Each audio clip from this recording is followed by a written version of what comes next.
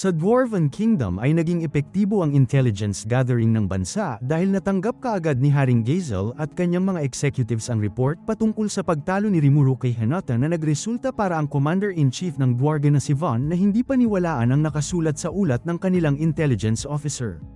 Dahil dito ay sinabi mismo ng leader ng undercover shadow ng Dwargen na totoo ang ulat at humigit sa 100 Crusaders ang lubusang natalo habang natalo naman ng Demon Lord na si Rimuru ng 1v1 si Hinata na nagresulta ng pagtatag ng Lublius ng isang diplomatikong relasyon sa Tempest. Hindi nawala ang pag-aalala ng Archwizard ng Dwargen na si Jane sa mabilis na paglago ni Rimuru kaya sinabi nito sa kanyang hari na isa na itong banta sa kanya dahil maaring mas lumakas pa umano ito sa kanya ngunit kahit ganun ang nangyari ay tiwala pa rin ng hari kay Rimuru kahit naging isa na itong Demon Lord. Pagkatapos ay binigay ni Henrietta ang isang liham na mula sa Tempest kaya napag-alaman ng hari na isa itong imbitasyon sa seremonya para sa pagiging Demon Lord ni Rimuru kaya excited na patanong na sinabi ng hari kung ano na naman ang binabalak ng Demon Lord. Sa Tempest ay naglalakad-lakad si Rimuru kasama si Ranga habang nag-iisip ng isang bagay na mag-trigger para patuloy na bumalik ang mga tao sa Tempest ay nakita nila ang grupo ni Ram Iris na nakikipagtalo sa apprentice ni Merds dahil gustong angkinin ng fairy ang nasabing lugar. Hindi naman kaagad pinagbigyan ni Gobakyu ang fairy dahil gusto muna nitong ipaalam ito kay Rimuru habang patuloy na pinipilit ni Ramirez ang goblin sa pagsabing iniwan na nila ang huli nilang labyrinth na may konting acting ngunit hindi ito gumana sa goblin at sinabing ito ay teritoryo ni Rimuru kaya balak na sanang takutin ng diwata ang goblin gamit si Beretta ngunit bigla na lamang nagsalita si Rimuru kung ano ang ginagawa nila rito kaya nagbigay pugay si Beretta at Gobakyu.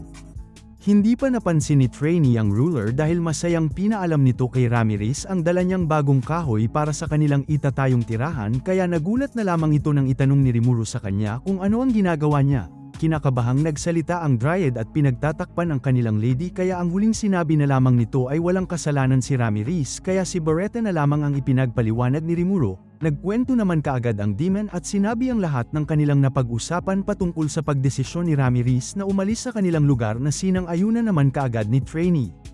Pinaalam ng diwata kay Beretta na hindi masaya sa kanilang lugar dahil walang pumupunta rito kasama ang walang mapaglilibangan sa kanilang lugar at ang tanging nagpapasaya lamang sa kanila ay ang paggawa ng golem ngunit pinaalam ng diwata na kabaliktaran ito ng Tempest kaya dito niya gustong lumipat ngunit sinabi naman ni Beretta na tinanggihan na noong una ni Rimuru si Ramirez ngunit to the rescue kaagad si Trainee at sinabi sa demon na masyado niya itong iniisip at idinagdag na mabait si Rimuru kaya hindi niya umano tatanggihan ang isang kahilingan na mula sa kanilang lady kaya nadismaya na lamang dito si Beretta dahil tila kinukonsinti ng Dryad ang kanilang lady.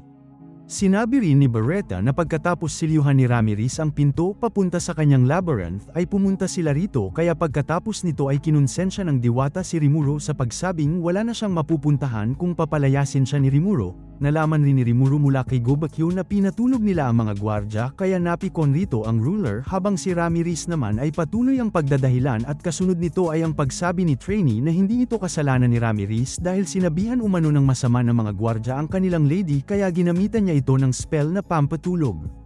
Hindi naman kumagat si Rimuru sa dahilang ito dahil may idea na ito sa nangyari at ito ay ang sinubukan nilang magtayo ng isang kubo sa lugar kaya pinigilan sila ng mga rumurondang gwardya. Dito na sinabi ni Rimuru na inutusan ni Ramirez si Trainee para patulugin ang mga gwardya dahil sagabal ang mga ito sa kanilang gagawin ngunit nakita sila ni Gobakyu kaya obvious ang naging reaksyon ng diwata nang matumbok ni Rimuru ang totoong nangyari. Pagkatapos ay napagmasdan ni Rimuru ang pintuan ng kubo na papunta sa isang labyrinth kaya nagkaroon siya ng idea patungkol rito. Sa Sorciest Dynasty ng Saryon ay nakipag-usap ang Archduke na si Errol sa kanilang Emperor na si Elmisha para sabihin ang imbitasyon na mula sa Tempest. Hindi sukat akalain ni Errol na makikilala si Rimuru bilang isang Demon Lord habang nasa kanyang isipan na hindi niya maisasama ang Emperor sa Tempest ngunit ganun pa man ay naalala nito ang usapan nila ng Emperor 3 buwan na ang nakakalipas patungkol sa pagpunta niya sa Tempest na ayon sa Emperor ay isang interesadong lugar. Bakas sa mukha ng Emperor ang pagkadismaya dahil pumunta ang Archduke sa Tempest at ginamit ang titulong envoy para bumuo ng isang kasunduan nang hindi niya nalalaman kaya kanyang sinabi na kung napakahalaga ng kanilang layunin sa Tempest ay gusto niyang siya mismo ang pumunta. Humingi naman ng paumanhin ang Archduke patungkol rito at ikinatwira na ang Tempest ay bansa ng mga halimaw na isang delikadong lugar ngunit kahit sinabi ito ni Errol ay tila mas lalo pang gustong pumunta ni Elmisha dahil gusto niyang makita ng kanyang mga mata ang kawili-wiling nilalang na ang tinutukoy ay si Rimuru. Kinatwiran ng Emperor na kahit nabubuhay siya ng maraming taon ay hindi siya nagkakaroon ng pagkakataon katulad ng ginawa ni Herald na unang nakilala si Rimuru pagkatapos ang pagsilang niya bilang Demon Lord. Tumayo ang Emperor sa kanyang kinauupuan at kinonsensya si Herald sa pagsabing isa siyang nakakaawang Emperor dahil ganito siya tratuhin ng kanyang sariling mga tao kaya kanyang pinaalam na sobra siyang nasaktan dahil rito ngunit ang totoo ay excited ang Emperor sa panganib na sinasabi ng Archduke. Binago ng Emperor ang usapan at tinanong si Herald kung alam nito ang dahilan kung bakit gumanda ang quality ng matatamis na tinapay na binili nila kay Yoshida ngunit walang idea rito ang Archduke at ang tanging alam lamang nito ay isang baker si Yoshida na may store sa Engracia. Si Elmisha rin ang sumagot sa kanyang tanong para malaman ni Herald ang dahilan kung bakit gumanda ang quality ng mga tinapay ay dahil meron ng kinukuhaan na source ang baker para sa mga sangkap at pinaalam na ang dalang souvenir ni Eryon para sa kanya ay ang pinakamasarap na cake na kanyang natikman kaya na-shock na lamang ang Archduke dahil hindi siya binigyan ng kanyang anak. Pinaalam rin ni Elmisha na hinanap niya ang baker para magtrabaho sa kanilang bansa ngunit tinanggihan siya nito kahit gaanong pera ang ialok nito sa kanya. Nalungkot ang Emperor sa sumunod nitong sinabi dahil kamakailan lamang ay sinabi ni Yoshida na isasara nito ang kanyang kafe kaya napatanong na lamang ang babae kung lilipat ito ng lokasyon at kung ganun nga ang mangyari ay isang malaking problema para sa kanya na hindi matikman ang mga dessert na ginawa ni Yoshida. Sinabi ni Elmisha na sa paggamit niya ng kanyang pondo at posisyon ay nakakuha ito ng kawili-wiling impormasyon dahil ang lugar kung saan lilipat si Yoshida ay walang iba kundi ang Tempest kaya tinanong ng Emperor si Herald kung ano ang ginawa niya roon kaya naalala na lamang ng Archduke ang kanyang matamis na kinain at napagtanto na ang pagpuri ng kanyang anak kay Shuna patungkol sa perpekto nitong paggaya sa recipe ay kay Yoshida. Dahil rito ay humingi ng pasensya ang Archduke habang inakala naman ng Emperor na pumunta si Herald sa Tempest para kontrolin ang matatamis para sa kanyang anak na si Eryon. Matapos mapagtanto ang hindi pagkakaunawaan ay tinanong ni Herald ang Emperor kung ano ang itutugon nila kay Rimuru kaya napaisip ang Emperor habang seryosong inisip naman ni Herald ang patungkol sa matatanggap niyang pagsisiyasat mula sa mga taong nagsisikap na makakuha ng kalamangan sa kanya dahil ang destinasyon ay ang bansa ng mga halimaw. Bukod pa rito ay nag-aalala rin ang Archduke na baka hindi papalagpasin ang oportunidad para patumbahin ang kanilang Emperor kaya napansin rin ni Elmisha ang pag-aalalang ito ni Herald at seryosong sinabi na kahit anuman ang isipin ng tinawag niyang mga kabataan ay walang makakapaghiganti sa kanya at itinuon ang topic kay Rimuru na ang isang nilalang na hindi dapat sila makampante. Nagtaka naman si Herald sa sinabi ni Elmisha kaya klinero ng Emperor kung madaling tinanggap ni Rimuru ang paggawa ng highway papunta sa Saryo na siya naman sinagot ni Herald at kanyang idinagdag na hiningi rin umano ni Rimuru ang karapatan sa tolls at custom fees ngunit siya naman ang bahala sa construction na siya namang pinoint out ng Emperor na yun ang issue dahil ang karapatang yun umano ay ang pinagmumula ng napakalaking kayamanan. Akala ni Herald ay ang karapatan sa pinagmulan ng kita lamang ang pinupunto ng Emperor kaya sinabihan siya nito na malayo pa ang kanyang lalakbayin at pinaliwanag na ang mahahabang buhay na katulad ng kanilang lahi ay gumagawa ng plano batay sa pangmatagalang kita na siya namang sinang-ayunan ni Herald at sinabing napagpasyahan niya ito matapos makumpara ang tolls ng highway na ginawa ni Rimuru kumpara sa magiging gastos kung sila ang gagawa ng highway. Ganun pa man ay tinawag ng Emperor na kulang sa kaalaman ang Archduke at pinaalam na ang paggawa ng highway sa kagubatan ay isang mahirap na gawain na walang sino mang sumubok noon dahil walang mapapala sa paggawa nito ngunit ngayon umano ay meron ng malawak na teritoryo sa timog na pinamumunuan ng Demon Lord na si Milim at nakatakdang maging isang maunlad na lupain na may malakas na sandatahang militar habang sa hilagang kanluran naman ay ang Western Nation at sa hilaga ay ang Dwargan. Sa gitna naman ng mga bansang ito ay ang bagong bansa na Tempest na siyang naisip rin ni Herald kaya sumangayon siyang si Rimuru ang gumawa ng highway dahil para sa kanya ay mas mahusay na makakuha ng kita sa pamamagitan ng pagbabayad ng usage fees. Tumayo si Elmisha dahil hindi pa rin napagtanto ni Herald ang kanyang punto at sinabing mahusay sana ang kanyang ginawang trabaho ngunit ikinasasangkutan ito ng mahabang buhay nilang lahi at ang Demon Lord kaya dapat ay nag-isip pa umano ito ng husto kapag pipirma ng isang kasunduan na walang time limit at binigyan ng score na 8/10 ang Archduke para sa kanyang desisyon. Pinoint out ni Elmisha na dapat ay tumulong sila sa construction dahil kung mayroon man umano silang record ng pagtulong ay mas madali ang kanilang negosasyon patungkol sa bayad na siya nang napagtanto ni Herald kaya nagsisisi ito sa pagkabigong pag-isipan ng husto ang ganun kalayo. Pagkatapos nito ay itinuon ng Emperor ang kanyang pansin patungkol sa gagawing tugon sa imbitasyon ng Tempest na sa tingin ng babae ay sa pagitan ng sweet shop at highway. Binanggit rin ni Elmisha na bihasa si Rimuro sa lipunan ng tao kaya walang pag-aalinlangan na dati siyang otherworlder ngunit meron na umanong kapangyarihan ngayon si Rimuro na gamitin ang kanyang karanasan at kaalaman at kasunod ay binanggit ang mga otherworlder katulad ng disciple ng hero na si Shizu at ang Grandmaster na si Yuki kasama ang captain ng Crusaders na si Hinata na siyang binanggit ng Emperor na isang mahalagang tao sa Western nations ngunit mas mababa umano ang kanilang impluensya kumpara sa kapwa nila otherworlder na ang Demon Lord na si Rimuro kaya hindi nila papalampasin na hindi dumalo sa imbitasyon. Samantala sa Tempest ay dinala ni Rimuro ang mga individual na present sa komosyon na naganap patungkol sa paggawa ni Ramirez ng kubo sa kanyang teritoryo. Kinausap ni Rimuro si Gobakyo kung posible ang espasyo para sa evacuation sa ilalim ng arena na sinagot naman ng craftsman na hindi ligtas ang space sa ilalim dahil maaring magdulot umano ito ng shockwave ngunit posible umano ito kung hindi pantay sa arena ang gagawin sa ilalim kaya dahil dito ay pinaalam ni Rimuro na gagawa ng pintuan sa ibaba nito na makapal at mabigat na katulad umano ng paglalagay ng maraming stone tablet sa paligid. Akala ni Gobakyo ay plano ni Rimuro na gumawa ng evacuation space sa kabila ng pintuan ngunit sinabi ni Rimuro na tanging pintuan lamang ang kailangang gawin rito na siyang itinanong niya kay Ramirez kung tama nga ba kaya nagkaroon na lamang ng kasiyahan sa mga mata ng diwata ang pagtanong na ito na tila may idea na ito sa gustong gawin ng slime hanggang sa inilahad ni Rimuro na gusto niyang gumawa ng underground labyrinth gamit ang kanyang kapangyarihan kaya kumislap na lamang sa tuwa ang kanyang mga mata. Sinabi rin ni Rimuro na maglalagay sila ng mga halimaw sa labyrinth para kalabanin ng mga adventurers na sa tingin niya ay makakaakit ng maraming tao araw-araw. Hindi lamang ito ang gustong gawin ni Rimuro bagkus pinaalam pa nito na gagamitin niya rin ang arena para sanayin ang mga baguhan at magtatayo rin siya ng potion shop sa hindi kalayuan habang si Ramirez naman ang gusto niyang magpatakbo ng dungeon at sa tingin ni Rimuro ay papatok ang tavern para sa mga adventurer na gustong uminom ng mabilisan galing ng dungeon kaya natuwa na lamang ang diwata ng ipagkakatiwala ni Rimuro sa kanya ang dungeon. Sinabi rin ni Rimuro na magkakaroon sila ng profit mula sa mga adventurer at bukod pa rito ay magkakaroon din sila ng lugar na matitirhan at trabaho na dadagdagan pa ng panggastos na pera. Dahil rito ay natuwa ng gusto si Ramirez dahil magkakaroon na siya ng matitirhan at trabaho kaya dito pa lamang ay panalo na siya ngunit sinabi ni Rimuro na meron pa itong allowance ngunit hindi niya pa alam kung magkano ang kanilang kikitain ngunit sinabi ni Rimuro na 20% ng kanilang kikitain pagkatapos ibawas ang lahat ng gastos na katumbas ng 2 gold coins sa 1,000 adventurer na darating araw-araw kaya hindi makapaniwala ang diwata sa kanyang magiging sahod.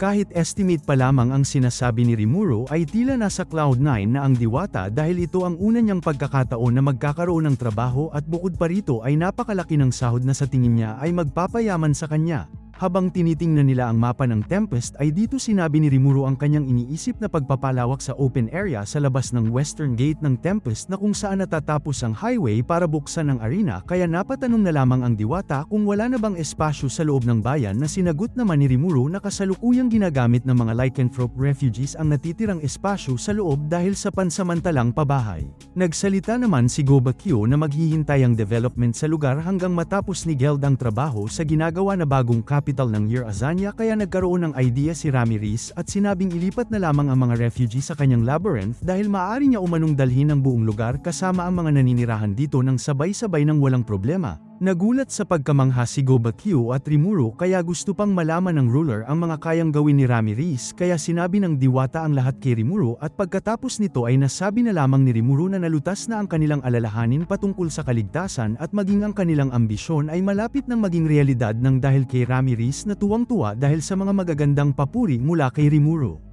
Nakatingin si Gobakyo at Rimuro sa blueprint para sa gagawing arena makalipas ang ilang buwan na akala nilang isang mahirap na gawain dahil maaring abutin ng taon ng proyekto bago matapos, ngunit sa hindi inaasahan ay nakatayo na ang arena at malapit nang matapos dahil tumulong ang mga tao ng Year Azania na pansamantalang refugee ng Tempest para lalong bumilis ang konstruksyon kaya inaasahan ni Gobakyo na matatapos ito para sa Founders Festival. Malapit nang lumubog ang araw kaya pinauwi na ni Gobakyo ang mga trabahador at sinabing aasahan niya silang muli kinabukasan kaya bumalik na muna ang grupo ni Sofia sa bagong lokasyon na kung saan ay ang palapag ng labyrinth na pinaglipatan sa kanila ni Ramirez.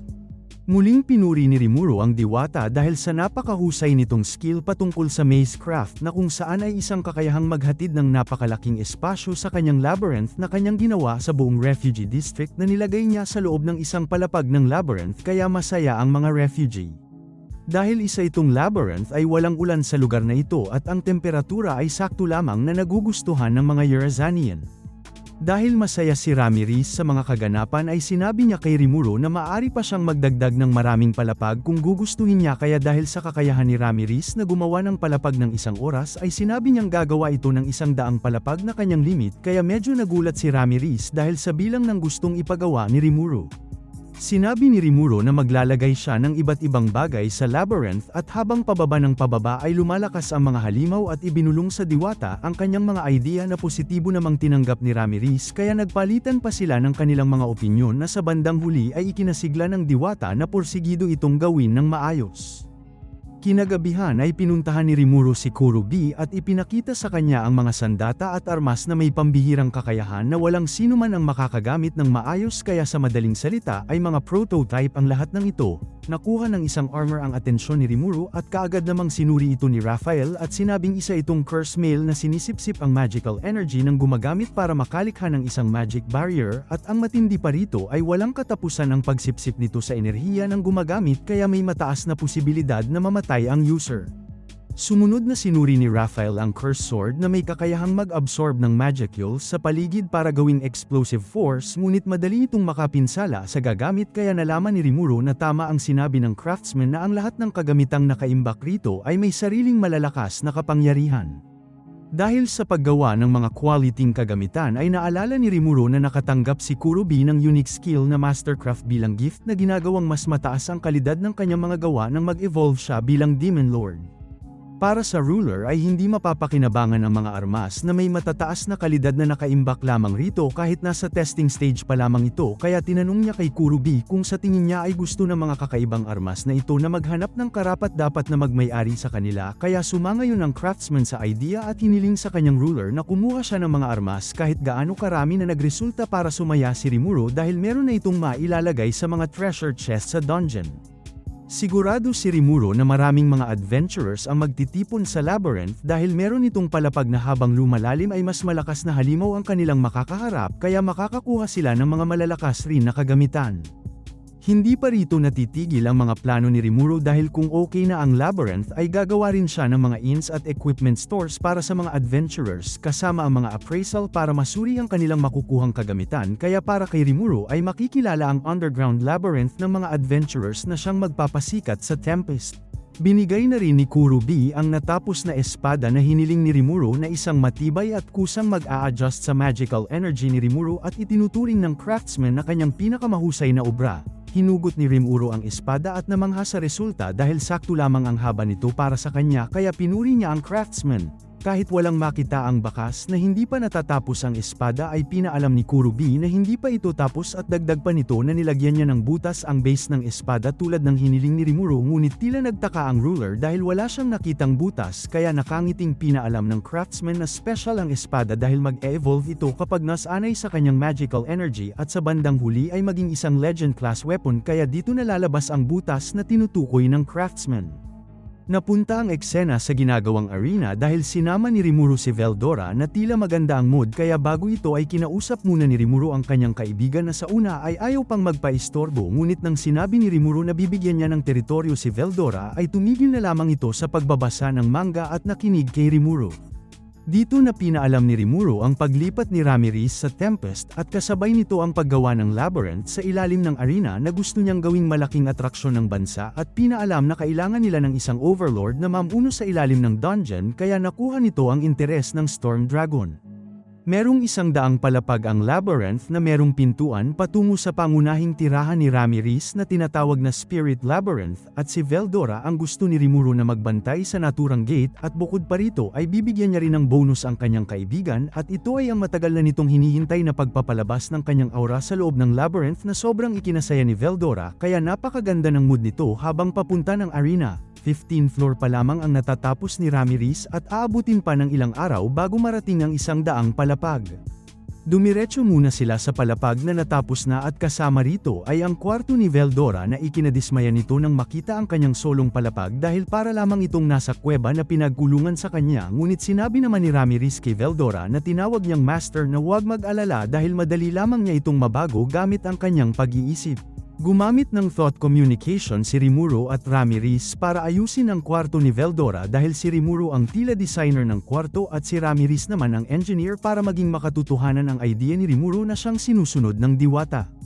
Hindi nagtagal ay nabuo na ang palapag ni Veldora na kanyang lubos na nagustuhan at sa kanyang paglalakad ay may nakita pa siyang isang pintuan diretso sa isang silid na ginawa ni Rimuro para sa kanya na kumpleto pagdating sa komportableng higaan maging sa upuan na ginawa mismo ng mga craftsmen ng Tempest at syempre hindi mawawala ang sangkatutak na manga kaya hindi na itago ng Storm Dragon ang kanyang saya na tila isang batang binigyan ng lahat ng kanyang gusto. Dumating na rin ang araw kung saan natapos na ang 100 palapag ng dungeon na inabot lamang ng 1 linggo at habang nakatingin sa tila projector ng mga palapag ng dungeon ay sinabi ni Ramirez na malaya nilang mabago ang loob ng mga palapag sa anyo ng mga bloke kaya nasabi ni Rimuro na magpapahirap ito sa mga adventurers habang magbibigay daan rin ito para mapanatiling sariwa ang labyrinth kasama ang pagpapanatili ng difficulty. Pinaalam rin ng diwata na gumawa siya ng save points kada 10 palapag bilang pag-iingat at meron ring spatial motion para sa mabilisang pagpunta sa iba't ibang palapag. May nakikitang downside si Veldora sa sistema ng dungeon at ito ay ang pag-cheat sa system katulad ng pagkakaroon ng kaibigan na nauuna upang dalhin ang kanyang mga kasama. Naisip na rin ni Rimuro na may gagawa nito kaya bilang pangontra ay maglalagay siya ng mga malalakas na halimaw sa mga save points na magagamit lamang kung matalo nila ang mga halimaw. Patanong rin na nagsalita ang Dryad patungkol sa kung merong mamatay sa dungeon ngunit masyado nang ahead si Rimuro at sinabing ito ang magiging pang-akit ng dungeon na isa sa macecraft ni Ramirez na ang resurrection kaya ang mga taong makipagkasundo ng servitude sa diwata ay magiging immortal sa loob ng labyrinth kaya kahit mamatay man sila ay maaari silang mabuhay muli na magbabalik sa save point. Nakahanda na rin ang resurrection bracelet na hiniling ni Rimuro sa diwata ngunit ang problema na lamang ni Rimuro ay kung paano ito susuriin kung gumagana ba ito o hindi. Hindi makapaniwala si Rimuro dahil nagsalita si Ramirez na sinubukan niya na ito kay Beretta na suot ang bracelet at pagkatapos mabuhay ni Beretta ay nabasag ang bracelet na siyang naging hudyat para masabing gumagana ang kanyang ginawa. Dahil nagtanong si Veldora kung isang beses lamang magagamit ang bracelet kaya sinagot siya ni Rimuro na kinakailangan ng pahintulot upang makatanggap ng immortal attribute sa loob ng macecraft world ng diwata ngunit dahil nakikita ni Rimuro na maraming tao ang pupunta ng dungeon kaya mahihirapan si Ramirez na bumuo ng kontrata sa bawat isa kaya para gawan nito ng paraan ay gagamit na lamang sila ng consumable item na isang beses lamang magagamit at ito ang bracelet na magagamit lamang sa loob ng labyrinth. Pinuri ni Rimuro ang diwata dahil malapit na ring matapos ang dungeon kaya maaari na silang tumuloy sa susunod na yugto ng proyekto at ito ay ang pinakahihintay ni Veldora. Pamwesto si Veldora sa gitna at ilang sandali lamang ay pinalabas ang kanyang aura kaya gumamit si Rimuro ng barrier ngunit tumilapon pa rin sila sa lakas ng aura ni Veldora. Naramdaman ni Ramirez na kumakalat na ang malakas na magicules ng kanyang master sa labyrinth kaya naging hudyat ito na matagumpay ang kanilang plano ngunit habang nakatingin sa napakakapal na magicules ni Veldora na tila umaagos na tubig ay napaisip si Rimuro na kung ilalagay nila ang mga ore na miminahin nila rito ay magiging magi stone nito kaagad na makakatulong sa kanila dahil may plano silang mag-import ng malaking halaga ng ores.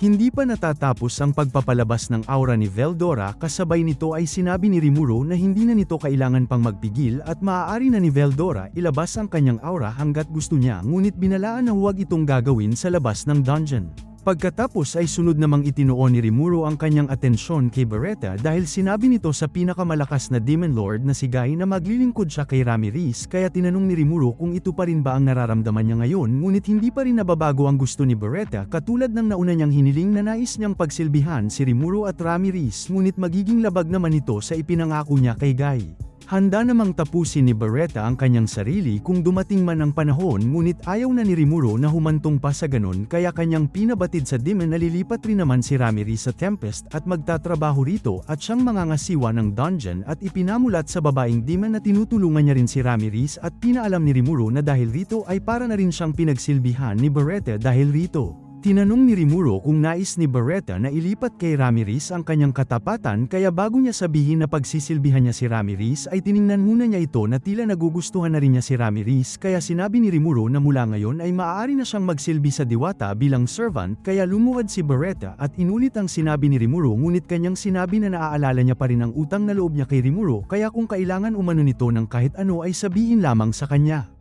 Dito na nilagay ni Rimuro kay Ramirez ang pagmamay-ari kay Beretta at pagkatapos nito ay hiniling ni Rimuro kay Beretta na patuloy na protektahan ng Diwata kasabay nito ay hindi na itago ng Diwata ang kanyang emosyon dahil official ng servant niya si Beretta kaya wala nang tatawag sa kanya na loner. Pagkatapos nito ay itinuloy na nila ang mga trabahong gagawin sa dungeon at ang una nilang pinag-usapan ay patungkol sa mga bitag kaya nagkaroon ng mga suggestion ang bawat isang present katulad ng poison arrow, poison swamp at marami pang iba na kinumpirma ni Ramirez na kaya niya itong ilagay sa dungeon. Napansin ni Ramirez ang isang saradong silid na hindi niya sukat akalaing isang bitag kaya pinaliwanag ni Rimuro na isa itong silid na may maliit na oxygen na mahihirapang huminga ang sinuman na maaari nilang ikamatay kaya namutla ang Diwata at sinabing paminsan-minsan ay nakakatakot rin si Rimuro. Ganun pa man ay hindi makakabuo ang Diwata ng bitag na katulad nito kaya hiniling niya kay Rimuro na bigyan pa siya ng mga idea kaya sinabi ni Rimuro na magdagdag siya ng iba't ibang effects katulad ng mainit, nagyayelo at mabagyong palapag ngunit pinaalam ni Ramirez na hindi niya ito magagawa kaya ang excited na mukha ni Rimuro ay napalitan ng pagkadismaya ngunit naisip rin ito na masyadong labis na ang kanyang hinihiling dahil inakala niya na ang lahat ay madaling malulutas ng magic kaya humingi siya ng pasensya sa Diwata.